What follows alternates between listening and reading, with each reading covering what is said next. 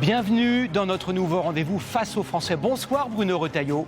Bonsoir Gilles Boulot. Merci beaucoup à vous d'avoir accepté l'invitation. Et tout d'abord, nous allons écouter avec vous ce que vous avez annoncé. C'était en fin d'après-midi. J'ai pris la décision d'être candidat à l'élection présidentielle. Cette décision, je la prends avec la sincérité de mes convictions, avec la force de mon engagement et la gravité qu'exige le moment. Bruno Retailleau, pourquoi avoir annoncé aujourd'hui votre candidature à l'élection présidentielle? C'est dans 14 mois, c'est très loin, c'est dans très longtemps. Mais d'abord parce que 14 mois, c'est pas de trop pour convaincre les Françaises, les Français. Et puis vous savez, depuis des mois, je suis sur le terrain. Je rencontre des milliers de Français. Toutes les semaines, au moins 2 jours par semaine, qu'est-ce que je vois? Beaucoup de Françaises, de Français qui sont inquiets et qui parfois sont même désespérés. Eh bien moi, je veux porter un espoir. Bien sûr, des choses vont pas très bien, mais je sais qu'on peut s'en tirer. Et cette espérance, je veux la porter. Alors vous le savez, Bruno Retailleau, sous la Ve République, l'élection présidentielle, c'est la rencontre d'un homme ou d'une femme avec les citoyens. C'est pour cette raison que vous êtes ce soir face aux Français. Je vous en prie, prenez place. Pour que les Français vous connaissent mieux, nous avons résumé votre vie, votre carrière en quelques points essentiels, une sorte de CV. Vous avez 65 ans, vous êtes marié, père de 3 enfants, sénateur de la Vendée, président du parti Les Républicains, ancien ministre de l'Intérieur, et avant cela, vous avez débuté votre carrière politique comme conseiller départemental de la Vendée, à 28 ans, et vous avez été aussi, c'est important, metteur en scène bénévole au Puy du Fou pendant 22 ans. Vous avez aussi été longtemps proche de Philippe de Villiers, le créateur du Puy du Fou, et vous avez dit à plusieurs reprises que vous n'étiez pas obsédé par le pouvoir, mais alors pourquoi vous présenter à l'élection présidentielle ? Non, pas du tout par obsession du pouvoir, par le sens du devoir. Vous savez, je viens de vous le dire, moi j'aime la France, je suis un patriote et je vois qu'il y a beaucoup de choses qui ne vont pas. Et je suis absolument persuadé qu'on peut faire beaucoup mieux, qu'on peut justement relever la France très vite. Regardez les pays du sud de l'Europe. Il y a quelques années seulement, ils étaient tombés beaucoup plus bas que nous et en réalité, ils ont fait un sursaut et ça va beaucoup mieux. Eh bien, c'est ce que je veux porter. Simplement, il y aura une condition, c'est qu'il va falloir renverser la table. Mais le pouvoir, vous connaissez déjà un peu, vous avez été ministre de l'Intérieur, vous avez vu à quel point c'est difficile d'agir rapidement, concrètement, efficacement au service des Français. C'est pour ça qu'il faut renverser la table.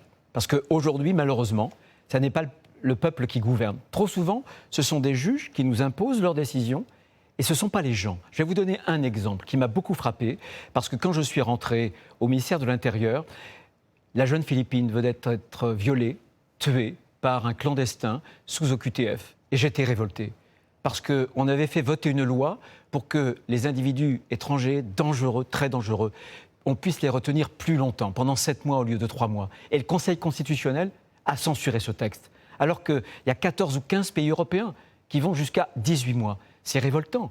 Et moi, je pense que pour remettre de l'ordre dans le pays, il ne suffira pas de voter des lois. Il faudra avant, précisément, changer la Constitution pour dire au peuple français, c'est vous qui allez pouvoir vous prononcer sur la question de l'immigration, sur la justice, pour durcir les sanctions. Vous parlez de questions importantes. Elles doivent se régler, elles peuvent se régler par un référendum, par des référendums ? Mais bien sûr. Le Conseil constitutionnel récemment a censuré un texte qui avait été voté pour durcir la justice des mineurs.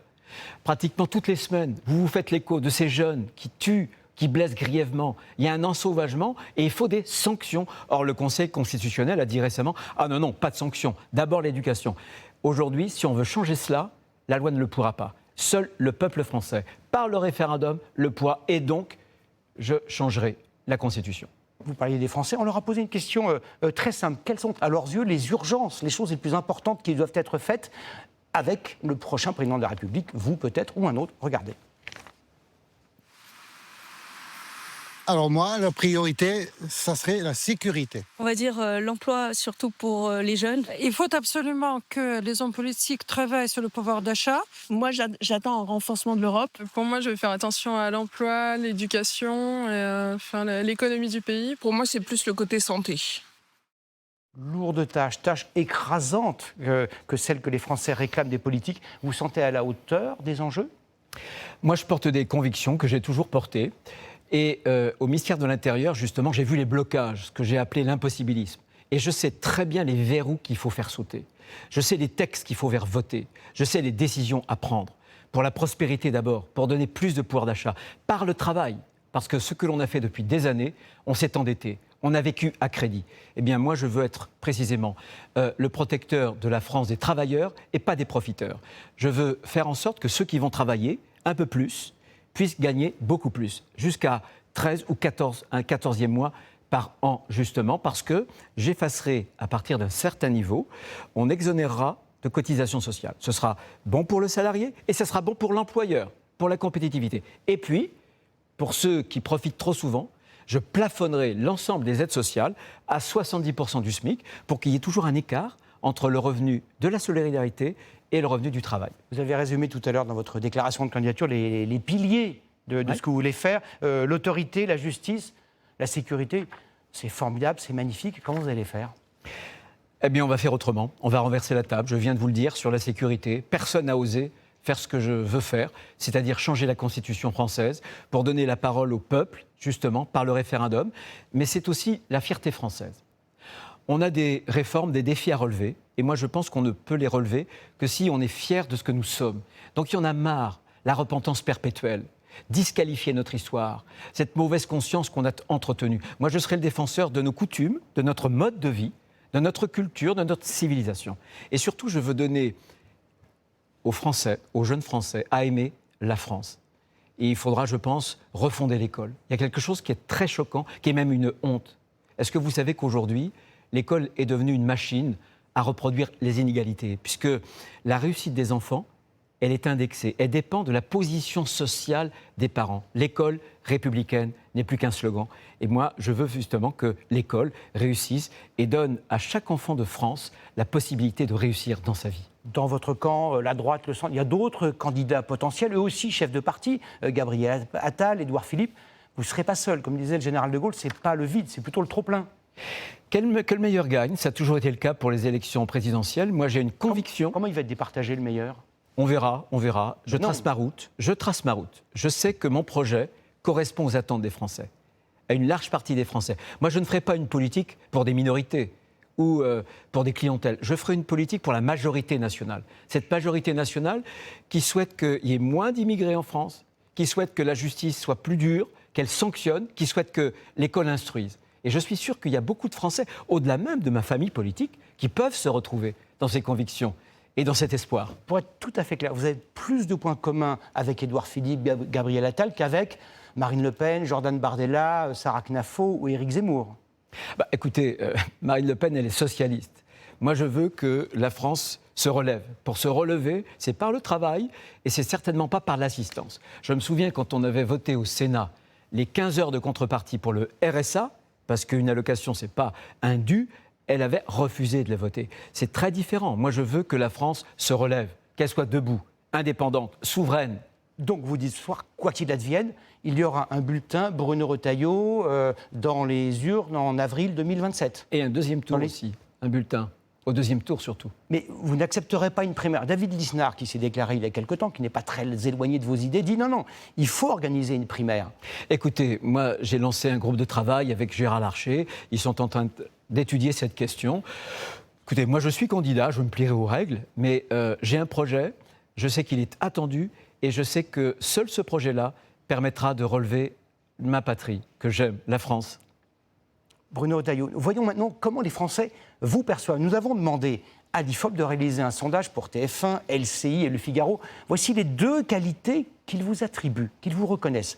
Sérieux et travailleur. Mais quand on leur demande si vous avez l'étoffe d'un président de la République, aïe, 69% disent non, il n'a pas cette étoffe-là, cette qualité-là. Qu'est-ce que vous leur répondez? Comment vous les convainquez? Mais je vais les convaincre pendant 14 mois. Et vous partez de loin, de très loin.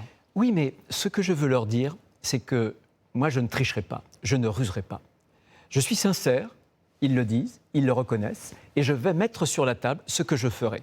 Je ne cacherai rien, rien de ce que je suis, rien de ce que je ferai. Et je présenterai même les projets que je soumettrai au référendum, y compris dans leur calendrier. Et je crois qu'aujourd'hui, la France a besoin non pas de surhommes, mais d'hommes sûrs.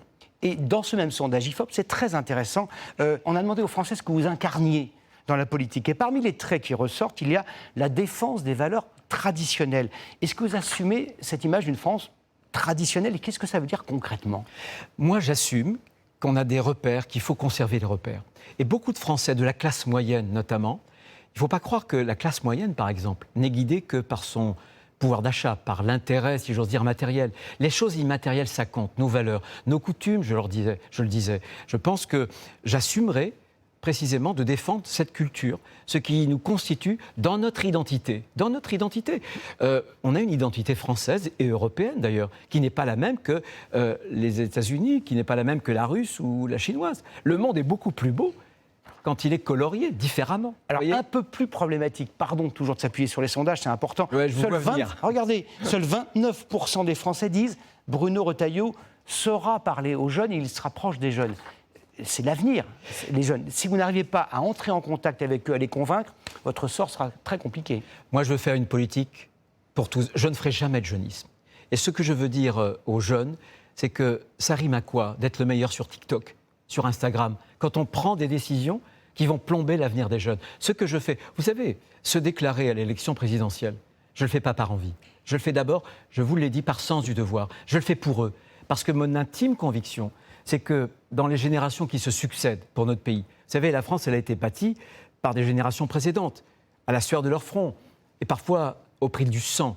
Eh bien, je pense que notre génération à nous, parce que chaque génération a assumé un devoir, c'est de transmettre une France meilleure à la génération suivante. Si je fais ça, c'est pour eux, c'est pour la génération d'après. Merci beaucoup, Bruno Retailleau, Merci, d'avoir Gilles Boulot. accepté notre invitation.